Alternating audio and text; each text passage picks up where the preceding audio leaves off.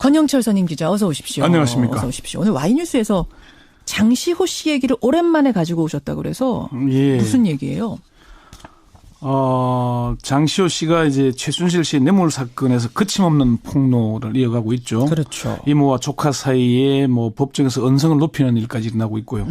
그래서 장시호 씨는 왜 잇따라 숨겨진 사실을 폭로하나? 그러니까 요즘 대선 전국이어서 이 재판 얘기를 이 국정농단 재판 어떻게 벌어지고 있는지 사실 조금 뒷전으로 밀려난 느낌이 있었는데 네. 재판 벌어지고 있죠. 사실 지금 이 재판을 한 몇 차례 열린지 아십니까? 일주일에? 잘 모르겠어요. 특검 관련 재판이 한 40회에서 50회 정도 열리고 있습니다.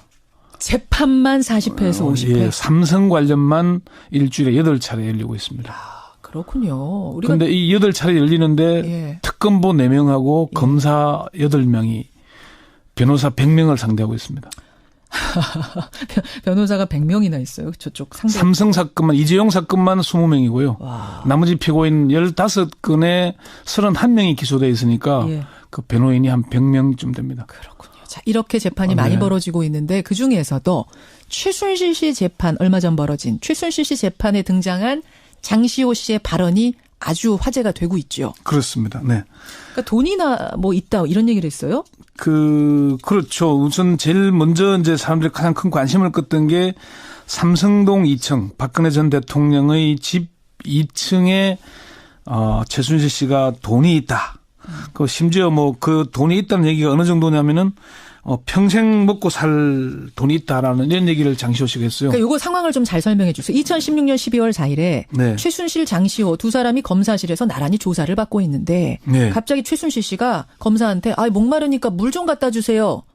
검사를 피하게 하더랍니다. 그러더니 예. 장시호 씨한테 메모를 썼죠. 삼성동 2층 방 유주 유치원 이렇게 돼 있는데 유주는 뭐 최 씨의 손자 얘기고요. 삼성동은 아까 방금 얘기한 박 전 대통령 자택 얘기인데. 그러니까 시호야 삼성동 박근혜 대통령 집 2층에 가면 금고가 있어. 네. 거기에 있는 돈을 가져다가 유주 유치원비로 써. 네. 이렇게 말했다는 거죠. 손자를 좀 키워달라 뭐 이런 얘기. 그런 내용이었다는 얘기가 있었죠. 예. 그러면서 내곡동 그 집. 박 대통령이 최근 구입했다는 그 집에 대해서도 언급을 했다면서요. 그렇습니다. 최근 박 대통령이 삼성동 집을 팔고 새로 내곡동 집을 샀지 않습니까? 예. 그 집도 최순실 씨가 골라준 집이다. 장 씨는 그 지난 24일 열린 최 씨의 뇌물수수 혐의에 대한 재판 증인으로 출석해서 예. 최근 뉴스에서 박 전 대통령이 이사간 집을 봤는데 그 집을 어디선가 본 것 같다고 해서 곰곰이 생각해 보니까 이미 그 내가 본 기억이 있다. 최순실 씨가 아마 집을 보여준 그림에 있었다. 그래서 최순실 씨는 내곡동 집은 이번에 신문을 보고 처음 알았다. 예. 지난해 유엔 빌리지를 물어본 것은 내가 살려고 알아본 것이다. 이렇게 주장을 하니까 예. 장 씨가 저는 본 것만 기억한 대로 말씀드리는 것이다. 당시에 유엔 빌리지에 혼자 다녀와서 연예인도 사는 곳인데 이사장 박 전 대통령 얘기하죠. 이사장도 살았으면 좋겠다고 하지 않았느냐 이렇게 반박하기까지 했어요. 이사장 박 전 대통령도 살았으면 좋겠다. 그러면서 박 전 대통령이 최 씨에게 정부 문서를 너무 많이 보내서 불평을 하게 됐다 이런 증언까지 했고. 그런 증언도 재판에서요. 예. 그리고 자신의 어머니 최순덕 씨가 지난해 10월 26일 자신의 부탁을 받고 박 전 대통령과 전화 통화를 했고 그래서 최순실 씨의 귀국을 독촉했다. 그런 사실도 법정에서 폭로하게 됐습니다. 그 통화 내용은 어떤 거예요? 이게 뭐 이제 본인이 윤전추를 통해서 전화를 해야 되는데 직접 전화를 걸지 못할 상황이니까 어머니를 통해서 윤전추에게 연락하게 하고 박근혜 대통령과 통화를 했다. 그래서 저런 상황들은 뭐 내용을 다 구성해서 얘기할 수 있지만은 알겠습니다. 시간이 너무 많이 걸릴 테니까. 자, 그러니까 지금 좀 충격적인 얘기들이 여럿 나왔는데 저는 무엇보다도 대통령 집 2층에 가봐. 거기 있는 돈 꺼내다가 내 손자 양육비로 써. 이거는 대통령 집에 있는 돈이 최순실 씨도 두 사람의 돈이 왔다 갔다 그냥 했다는 거잖아요. 그래서 경제 통일치라는 얘기가 그래서 나오죠. 아주 결정적인 증거가 되는 건데 두 사람이 법정에서 언성 높이면서 싸우기도 했다면서요.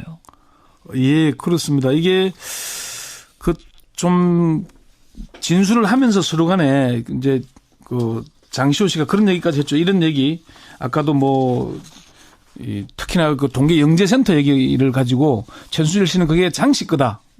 그리고 자기는 관여한 바가 없다고 주장하니까 장시호 씨가 나중에는 손바닥으로 하늘을 가리지 마라 이렇게 언성을 높이는 말까지 하기도 하고 예, 그렇게 했었습니다. 자, 오늘의 와인은 이거였습니다. 그럼 도대체 조카 장시호 씨가 네. 왜 잇따라 숨겨진 사실, 그러니까 지금까지도 숨겼던 그 사실을 재판에서 이렇게 폭로하는 것이냐. 이 이유가 뭡니까? 이게 이제 특검과 검찰 법조계에 두루 확인을 해보니까 예. 이모 최순실 씨와 조카의 관계가 정상적인 이모 조카 이런 관계가 아니라 주종 관계 또는 일방적으로 불임을 받는 관계였기 때문이 아니냐는 그렇게 얘기를 합니다. 우리가 생각하는 그 혈연 관계 조카 이모 사이는 아니다. 이 둘 사이는. 심지어 뭐 어떤 특검 관계자는 고양이 앞에 쥐도 못 대는 관계다 이렇게 얘기하더라고요. 갑을 관계였다는 거예요. 조카와 이모하고 조카가? 갑을 관계 이상이라는 그 얘기죠. 이상이다. 예, 그러니까 꼼짝도 못하는 뭐 특검의 한 관계자는 장 씨는 기본적으로 이모가 밉기 때문일 것이다. 아까 그 조금 전에 설명드린 그 4차 공판에서 이제 언성 높이는 일이 있었잖아요. 예, 예. 이런 일이 빚어지고 있는 게 아마 그런 이유가 아니겠는가. 이모가 조카인 장 씨에게 책임을 떠넘기고 장 씨가 버르고 화를 내는 장면을 보면 이게 좀 보통의 관계는 아닌 것 같죠. 아닌 느낌이 들어요. 예. 두 번째는 장시호 씨의 평소 멘탈이 그렇기 때문이다. 이런 얘기를 합니다. 멘탈이 그렇다는 건 정신이 그렇다? 이게 무슨 말입니까? 평소의 스타일이. 장 씨를 조사한 특검 관계자는 장 씨는 기본적으로 거짓말을 하지 않는 형태. 뭐 있으면 있는 대로 그냥 얘기해 솔직하게. 예.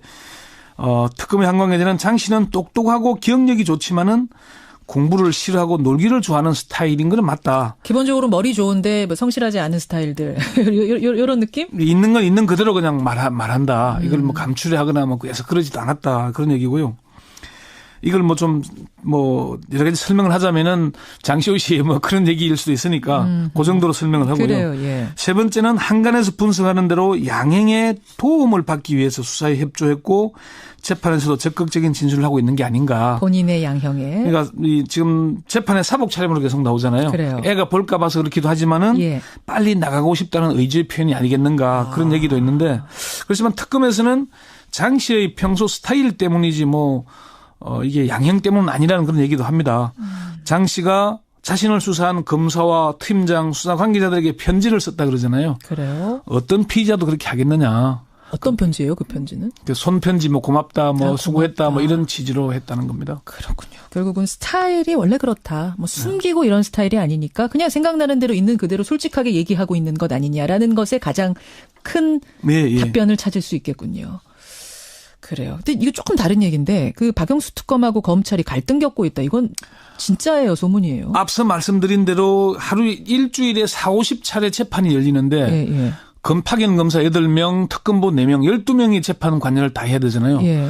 뭐 이게 수사 때보다 훨씬 몇 배로 더 힘들다고 합니다. 그 수사 대응을 또 일일이 변호인들이 문제를 제기하는 답변도 하고 대응을 해야 되잖아요. 그렇죠. 안 되고 있어서 추가로 다시 수사에 참여했던 검사들 파견시켜 달라 그러니까 대검찰청이나 법무부가 해줄 듯이 하면서 시간만 질질 끌고 있다는 거죠. 그래서 그 부분에서 갈등을 겪고 이게 있다. 지금 제대로 안 해주면은 사실 양재식 특검보 같은 경우에는 일주일에 5차례 재판에 들어가기도 하고 블랙리스트는 일주일에 4차례 열립니다. 그 이야기 다음에 한번 떼서 다시 한번 좀 깊이 해볼 필요가 있겠네요. 네, 중요한 재판이잖아요. 그렇죠. 자, 여기까지 오늘의 와이뉴스 권영철 선임 기자 수고하셨습니다. 권영철 선임 기자 어서 오십시오. 안녕하십니까. 어서 오십시오. 오늘 와이뉴스에서 장시호 씨 얘기를 오랜만에 가지고 오셨다고 그래서 무슨 얘기예요? 장시호 씨가 이제 최순실 씨의 뇌물 사건에서 거침없는 폭로를 이어가고 있죠. 그렇죠. 이모와 조카 사이에 뭐 법정에서 언성을 높이는 일까지 일어나고 있고요. 그래서 장시호 씨는 왜 잇따라 숨겨진 사실을 폭로하나? 그러니까 요즘 대선 전국이어서 이 재판 얘기를 이 국정농단 재판 어떻게 벌어지고 있는지 사실 조금 뒷전으로 밀려난 느낌이 있었는데 네. 재판 벌어지고 있죠. 사실 지금 이 재판을 한 몇 차례 열리는지 아십니까? 일주일에? 잘 모르겠어요. 특검 관련 재판이 한 40회에서 50회 정도 열리고 있습니다. 재판만 40회에서 50회? 예, 삼성 관련만 일주일에 8차례 열리고 있습니다. 그렇군요. 그런데 이 8차례 열리는데 특검보 4명하고 검사 8명이 변호사 100명을 상대하고 있습니다. 변호사가 100명이나 있어요. 저쪽 상대. 삼성 사건만 이재용 사건만 20명이고요. 와. 나머지 피고인 15건에 31명이 기소되어 있으니까 그 변호인이 한 100명쯤 됩니다. 그렇군요. 자, 이렇게 재판이 많이 벌어지고 있는데 그중에서도 최순실 씨 재판 얼마 전 벌어진 최순실 씨 재판에 등장한 장시호 씨의 발언이 아주 화제가 되고 있죠. 그렇습니다. 네. 그러니까 돈이나 뭐 있다 이런 얘기를 했어요? 그렇죠. 우선 제일 먼저 이제 사람들이 가장 큰 관심을 끄던 게 삼성동 2층 박근혜 전 대통령의 집 2층에 최순실 씨가 돈이 있다. 제일 먼저 이제 사람들이 가장 큰 관심을 끄던 게 삼성동 2층 박근혜 전 대통령의 집 2층에 최순실 씨가 돈이 있다. 그 심지어 뭐 그 돈이 있다는 얘기가 어느 정도냐면은 평생 먹고 살 돈이 있다라는 이런 얘기를 장시호 씨가 했어요. 그러니까 이거 상황을 좀 잘 설명해 주세요. 2016년 12월 4일에 네. 최순실, 장시호 두 사람이 검사실에서 나란히 조사를 받고 있는데 네. 갑자기 최순실 씨가 검사한테 목마르니까 물 좀 갖다 주세요. 검사를 피하게 하더랍니다. 그러더니 예. 장시호 씨한테 메모를 썼죠. 삼성동 2층 방 유주 유치원 이렇게 돼 있는데 유주는 뭐 최 씨 손자 얘기고요. 삼성동은 아까 방금 얘기한 박 전 대통령 자택 얘기인데 그러니까 시호야 내가 본 기억이 있다. 최순실 씨가 아마 집을 보여준 그림에 있었다. 그래서 최순실 씨는 내곡동 집은 이번에 신문을 보고 처음 알았다. 예. 지난해 유엔 빌리지를 물어본 것은 내가 살려고 알아본 것이다 이렇게 주장을 하니까 예. 장 씨가 저는 본 것만 기억한 대로 말씀드리는 것이다. 당시에 유엔 빌리지에 혼자 다녀와서 연예인도 사는 곳인데 이사장 박 전 대통령 얘기하죠. 이사장도 살았으면 좋겠다고 하지 않았느냐 이렇게 반박하기까지 했어요. 이사장 박 전 대통령도 살았으면 좋겠다. 그러면서 박 전 대통령이 최 씨에게 정부 문서를 너무 많이 보내서 불평을 하게 됐다 이런 증언까지 했고. 그런 증언도 재판에서요. 네. 그리고 자신의 어머니 최순덕 씨가 지난해 10월 26일 권영철 선임 기자 어서 오십시오. 안녕하십니까. 어서 오십시오. 오늘 와이뉴스에서 장시호 씨 얘기를 오랜만에 가지고 오셨다고 그래서 예. 무슨 얘기예요? 장시호 씨가 이제 최순실 씨의 뇌물 사건에서 거침없는 폭로를 이어가고 있죠. 그렇죠. 이모와 조카 사이에 뭐 법정에서 언성을 높이는 일까지 일어나고 있고요. 그래서 장시호 씨는 왜 잇따라 숨겨진 사실을 폭로하나? 그러니까 요즘 대선 전국이어서 이 재판 얘기를 이 국정농단 재판 어떻게 벌어지고 있는지 사실 조금 뒷전으로 밀려난 느낌이 있었는데 네. 재판 벌어지고 있죠. 사실 지금 이 재판을 한 몇 차례 열린지 아십니까? 일주일에? 잘 모르겠어요. 특검 관련 재판이 한 40회에서 50회 정도 열리고 있습니다. 삼성동 박근혜 대통령 집 2층에 가면 금고가 있어. 네. 거기에 있는 돈을 가져다가 유치원비로 써. 네. 이렇게 말했다는 거죠. 손자를 좀 키워달라 뭐 이런 얘기 그런 내용이었다는 얘기가 있었죠. 예. 그러면서 내곡동 그 집 박 대통령이 최근 구입했다는 그 집에 대해서도 언급을 했다면서요. 그렇습니다. 최근 박 대통령이 삼성동 집을 팔고 새로 내곡동 집을 샀지 않습니까? 예. 그 집도 최순실 씨가 골라준 집이다. 장 씨는 그 지난 24일 열린 최 씨의 뇌물수수 혐의에 대한 재판 증인으로 출석해서 예. 최근 뉴스에서 박 전 대통령이 이사간 집을 봤는데 그 집을 어디선가 본 것 같다고 해서 곰곰이 생각해 보니까 이미 재판만 40회에서 50회. 예, 삼성 관련만 일주일에 8차례 열리고 있습니다. 그렇군요. 그런데 이 8차례 열리는데 예. 특검보 4명하고 검사 8명이 변호사 100명을 상대하고 있습니다.